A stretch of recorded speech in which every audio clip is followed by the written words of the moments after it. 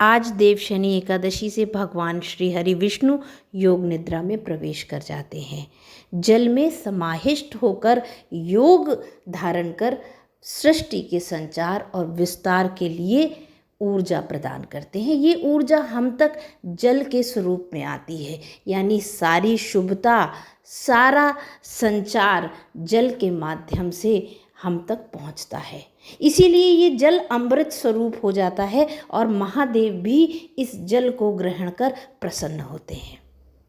भगवान श्री हरि विष्णु का जल में समाहिष्ट होना, योग निद्रा में प्रवेश करना अपने में संकेत है कि कैसे मानव जीवन में हम कहीं ना कहीं अपने सृजन को, अपने योग को धारण कर कर आगे और विस्तार प्राप्त कर सकते हैं। इस संदेश के तहत ही जीवन अगर हम अपना व्यतीत करेंगे तो निश्चित तौर पर मंगल, ऊर्जा और शुभता प्रदान होगी। सनातन का हर क्षण, हर पल, हर कृत्य जीव मात्र को सिर्फ यही सिखाता है कि जीवन कैसे जीना है। तो आज से ही अपने घरों में शाम को सोने से पहले भगवान को जल अर्पित करें एक पात्र में, उसमें तुलसी दल डालकर रख दें और सवेरे जब आप पूजन के लिए अपने पूजा स्थल पे पहुँचें तो उस जल को हाथ में लेकर, उस पात्र को हाथ में लेकर श्री हरि विष्णु के मंत्रों का जाप करें। जल रखते समय भी जाप करें और जल उठाते समय भी यथाशक्ति जाप करें और उस तुलसी दल मिश्रित जल को घर के सभी लोगों को अमृत स्वरूप में, प्रसाद रूप में दें। इसलिए इस चातुर्मास में अगर कोई विशेष पूजन, कोई विशेष अनुष्ठान नहीं कर सकते तो इन 4 महीनों में आप कम से कम अपने पूजा स्थल पर शाम को स्वच्छ जल रखकर उसमें तुलसी दल विराजमान कराकर वहाँ मंत्र जाप करके भगवान के पास रखिए। आपका भाव भगवान को जल पीने के लिए अर्पित करने का भी हो सकता है। उसको रखने के बाद शयन कराइए भगवान को और सवेरे उठकर फिर मंत्र जाप करिए। ये मंत्र ओम नमो भगवते वासुदेवाय भी हो सकता है, श्री हरि विष्णु नमः भी हो सकता है, आपका गुरु मंत्र भी हो सकता है, आपके इष्ट का मंत्र भी हो सकता है। ये सभी मंत्र कहीं ना कहीं शुभता को एकाग्रत रूप में आप तक लाते हैं। तो इन मंत्रों का जाप करके उस जल को रखिए और सवेरे जैसे ही आप पट खोलें, भगवान को जो भी मंगलाचरण करते हैं वो कर उस जल को प्रसाद रूप में सब ग्रहण करें और फिर से जो जल रखते हैं वो रखें। पर शाम को एक बार गंगा जल मिश्रित या स्वच्छ जल ज़रूर अलग से रख दें जो आप प्रसाद स्वरूप में सवेरे ग्रहण करेंगे।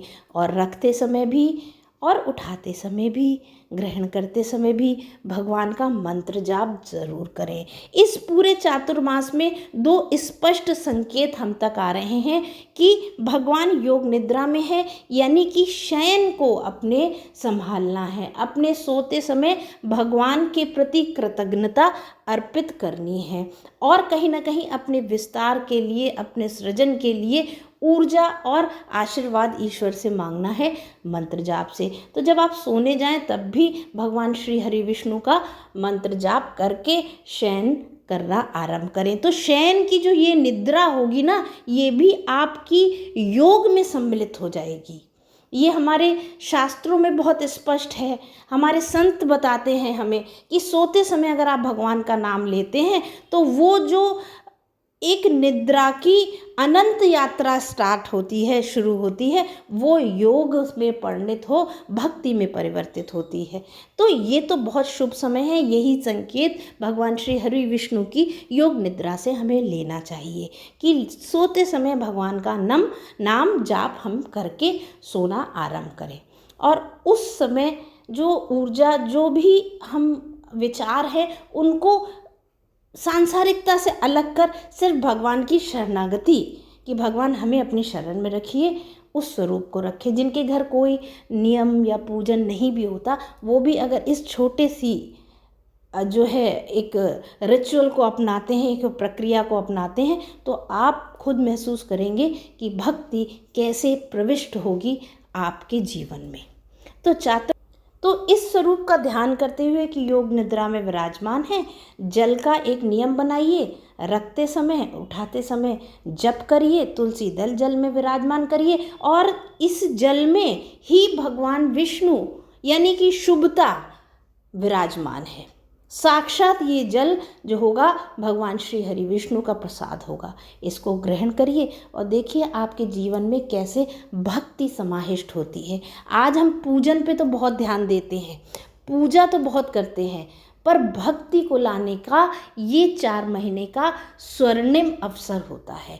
इसमें आदि शक्ति की भक्ति है, भगवान शंकर की भक्ति है, भगवान गणेश की भक्ति है। ये सृजनात्मक योग से, ये सृजनात्मक ऊर्जाओं को हम ग्रहण कर अपने जीवन को आगे ले जा सकते हैं। इसलिए चातुर्मास का ये जो समय होता है ये विलक्षण होता है और इसमें सिर्फ सृजनात्मकता पर ध्यान दें, किस तरह से आप अपने को बलिष्ठ बनाएं, अपनी आत्मा, अपने मन को भक्ति में आप प्रवेश कराएं।